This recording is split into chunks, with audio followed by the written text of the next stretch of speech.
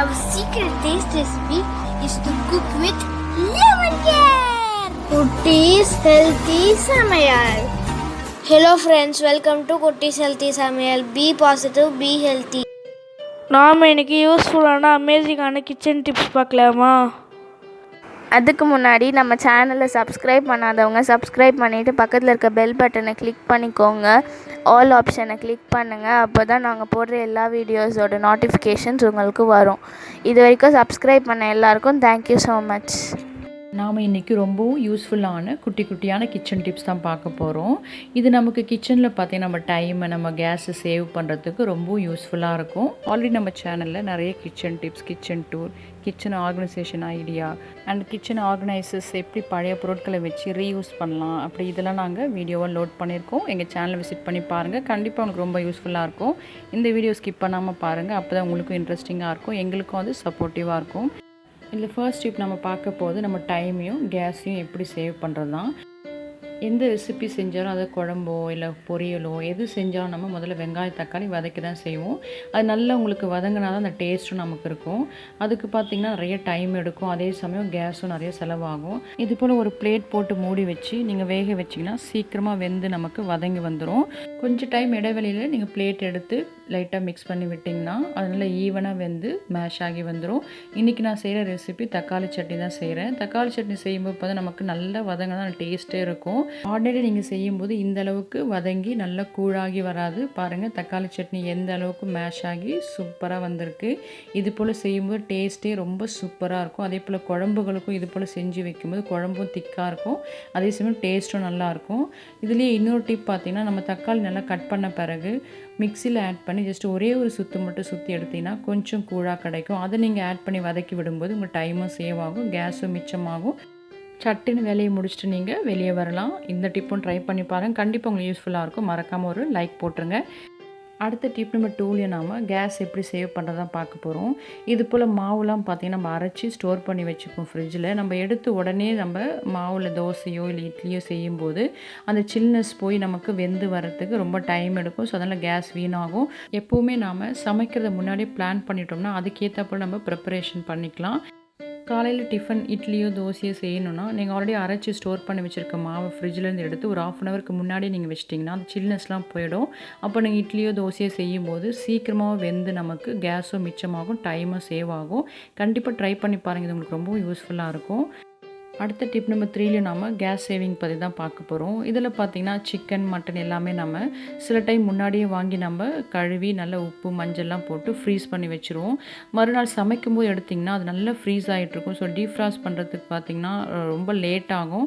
நீங்கள் அப்படியே குக்கரில் போட்டு வேக வச்சிங்கன்னா நிறைய கேஸ் செலவாகும், அதே சமயம் டைமும் ரொம்ப எடுக்கும். இன்றைக்கி நான் எடுத்துருக்க சிக்கன் வந்து ஃப்ரீஸ் பண்ணல, அதாவது ஃப்ரீசரில் வைக்கல, மில்க் ட்ரேயில் தான் வச்சுருந்தேன். ஸோ லைட்டாக தான் உங்களுக்கு ஃப்ரீஸ் ஆகிருந்தது. இது நீங்கள் சமைக்கிறதுக்கு 15 மினிட்ஸ் முன்னாடியே நீங்கள் எடுத்து வச்சுருந்தாலுமே அது நார்மல் டெம்பரேச்சருக்கு வந்துடும். நான் இன்றைக்கி மறந்துட்டேன். நிறைய டைம் நம்ம எல்லாருமே மறந்து போயிடும். ஸோ அந்த மாதிரி டைமில் இது போல் கொஞ்சமாக வார்ம் வாட்டர் ஊற்றி வச்சிங்கன்னா நமக்கு 5 மினிட்ஸ்லேயே இது நார்மல் டெம்பரேச்சருக்கு வந்துடும். அதுக்கப்புறம் நம்ம குக்கரில் ஆட் பண்ணி வேக வச்சு சமைச்சிக்கலாம். அப்படி நீங்கள் ஃப்ரீஸ் பண்ணிட்டீங்கன்னா, அதாவது ஃப்ரீசரில் வச்சு ஃப்ரீஸ் பண்ணியிருந்தோம்னா அது நார்மல் டெம்பரேச்சருக்கு வரத்துக்கு மினிமம் அட்லீஸ்ட் 1 ஹவராவது நமக்கு தேவைப்படும்.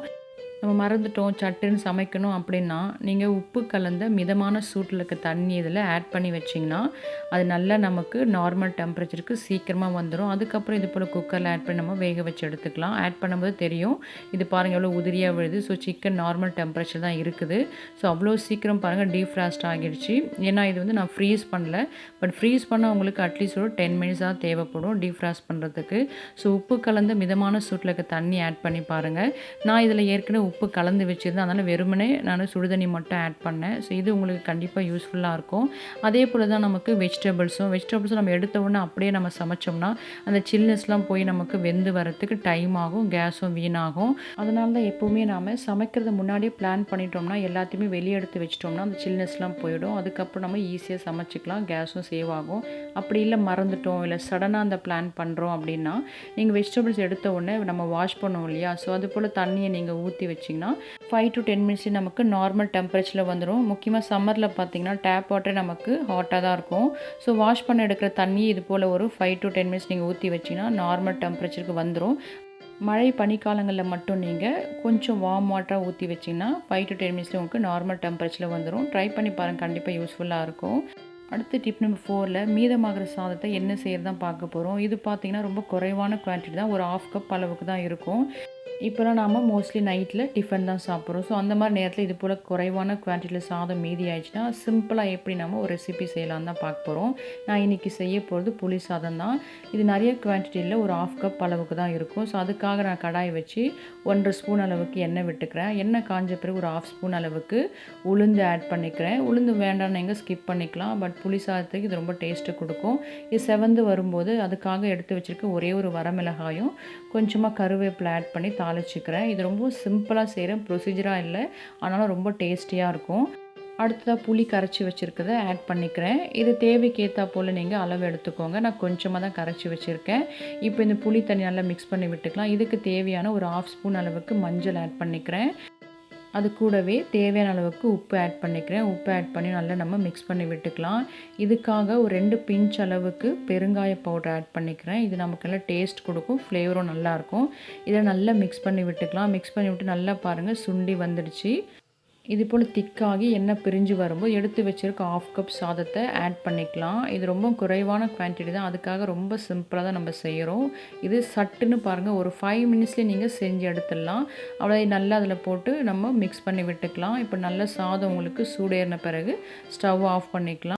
அவ்வளோதான், நம்மளோட டேஸ்டியான சூப்பரான புளி சாதம் ரெடி ஆகிடுச்சு.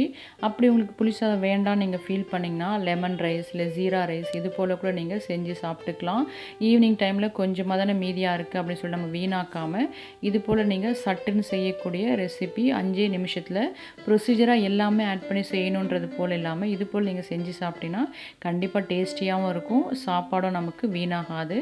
ட்ரை பண்ணி பாருங்கள், உங்களுக்கு ரொம்ப யூஸ்ஃபுல்லாக இருக்கும். அடுத்த டிப் நம்பர் 5ல் சமைக்கும்போது நம்ம ஃபாலோ பண்ண வேண்டிய ஒரு சின்ன டிப் தான். இது போல் சமைக்கும்போது நம்ம கேஸ் ஸ்டவ் மேலே ஒரு பிளேட் வச்சிட்டோம்னா இது போல் சமைக்கிற கரண்டிகள் வைக்கிறதுக்கு யூஸ்ஃபுல்லாக இருக்கும். அப்போ கேஸ் ஸ்டவும் நமக்கு ஸ்டெயின் ஆகாது. ஸோ சமைக்கும்போது கரண்டியை நம்ம மிக்ஸ் பண்ணி விட்டு இது போல் எடுத்து கேஸ் ஸ்டவ் மேலே வச்சோம்னா கேஸ் ஸ்டவ்லாம் ஸ்டெயின் ஆகிடும். அப்படி இல்லை நம்ம பாத்திரத்துலேயே விட்டாலும் அந்த கரண்டி ரொம்ப சூடாகிடும், நம்ம திரும்ப பிடிக்கும்போது பார்த்தீங்கன்னா கை சுட்டுரும். ஸோ இது போல் நீங்கள் ஒரு பிளேட் வச்சிட்டிங்கன்னா உங்களுக்கு ஈஸியாக இருக்கும், ஸ்டெயினும் ஆகாது. ட்ரை பண்ணி பாருங்கள், கண்டிப்பாக யூஸ்ஃபுல்லாக இருக்கும். அடுத்த டிப் நம்பர் 6ல் நம்ம இது போல் ரொம்ப அழுக்கான ஆயிலியாக இருக்க மிக்ஸியை எப்படி க்ளீன் பண்ணுறதான் பார்க்க போகிறோம். இதில் ஜஸ்ட் நம்ம பாத்திரம் தேய்க்க லிக்விட் ஒரு 2 ட்ராப் விட்டுக்கலாம். அதில் ஒரு 1/2 கப் அளவுக்கு தண்ணி விட்டு நம்ம ஜஸ்ட்டு மிக்ஸியில் வச்சு ஒரே ஒரு சுற்றி எடுக்க போகிறோம். அவ்வளோதான், நம்மளோட மிக்ஸி ஜார் சூப்பராக க்ளீன் ஆகிடும் பாருங்கள். இன்றைக்கி நான் அதில் எள்ளு அரைச்சேன். ஸோ இது போல் ஆயில் ஐட்டமோ இல்லை மாவு ஐட்டமோ அரைச்சி எடுக்கும்போது ஆயிலியாக இருக்கும். நம்ம ஸ்க்ரப்பு வச்சு தேய்க்கும் போது அது போல் ஃபுல்லாகவே போகாது, அங்கங்கே உங்களுக்கு ஒட்டி இருக்கும். பிளேடுக்கு அடியிலையும் நிறைய அழுக்கு தங்கிடும். ஸோ இது போல் நீங்கள் ஒரு சுற்றி எடுத்திங்கன்னா ஈஸியாக நமக்கு அழுக்கெலாம் வெளியாகிடும். அதே போல் அதே தண்ணியை வச்சு மிக்ஸி ஜாரு, மிக்ஸியோட மூடி எல்லாமே ஸ்க்ரப்பர் வச்சு தேய்க்க முடியாத இடத்துல அது போல் சின்ன ப்ரஷ் வச்சு தேய்ச்சி விட்டிங்கன்னா நல்லா அழுக்கெல்லாம் போய் புதுசு போல் இருக்கும். எப்போவுமே நம்ம புதுசு போல் ஜாரை மெயின்டைன் பண்ணிக்கலாம். மிக்ஸியோட அடிப்பகுதியோட பாருங்கள் எவ்வளோ அழுக்காக இருக்குது. இதுவும் நம்ம இது போல் சின்ன ப்ரஷ் வச்சு தேய்ச்சி விட்டோம்னா அதுவும் நம்ம எப்போவுமே புதுசு போல் மெயின்டைன் பண்ணிக்கலாம். ட்ரை பண்ணி பாருங்கள், கண்டிப்பாக உங்களுக்கு யூஸ்ஃபுல்லாக இருக்கும். ஸோ நாங்கள் இந்த வீடியோவில் ஷேர் பண்ணியிருக்க எல்லா டிப்ஸுமே கண்டிப்பாக உங்களுக்கு ரொம்ப யூஸ்ஃபுல்லாக இருக்கும். ட்ரை பண்ணி பாருங்கள். ட்ரை பண்ணிவிட்டு உங்கள் எக்ஸ்பீரியன்ஸ் எங்களுக்கு கமெண்ட் பண்ணுங்கள். மறக்காமல் லைக் பண்ணுங்கள், ஃப்ரெண்ட்ஸ் அண்ட் ஃபேமிலிக்கு ஷேர் பண்ணுங்கள், தொடர்ந்து சப்போர்ட் பண்ணுங்கள். தேங்க்யூ.